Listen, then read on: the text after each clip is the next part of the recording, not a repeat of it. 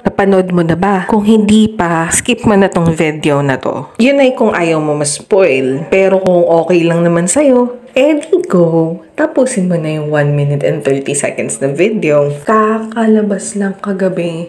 Tapos pinanood namin agad. Natapos nga namin kaso bitin. Nakaka-excite Siguro kung ako man mismo yung aalukin na maglaro dito, papatulang ko rin talaga to Sino ba naman kasi ang hindi nangangailangan ng pera? Tapos, ganun pa kalaki yung price, diba? Mapapaisip ka din. Pero kung syempre yung sa mismong Korean version tapos ganito reality show, tapos may patayan talaga, syempre mapapadalong isip ako, no? Pero hindi naman kasi syempre mangyayari yun. Fiction lang siya. Mapunta tayo dito sa mga gamers no? Hindi ko alam kung ako lang ba yung naiinis kay 432. Pero obvious naman, di ba? Halos lahat ng mga gamers buisit talaga sa kanya. Sobrang taklesa. Parang kung ano lang yung maisip sabihin, lalabas talaga sa bibig niya. Wala siyang pakialam kung sino yung nakakarinig o kung may masasaktan o may ma-offend. Sa sobrang bad trip nga nung ibang gustong gusto o kating-kate na eliminate siya, sila pa mismo yung na-eliminatean sa club, diba? Hindi mo talaga expected kung sino yung mauuna o sino yung pwedeng manalo. Pero sobrang relieving para sa mga players at watchers na matanggal si 432. Lupit nung babaeng may kulay yung buhok. Nakalimutan ko lang yung number niya. Napikon talaga ako dun sa Jack in the Box. Excited na ako sa next episode.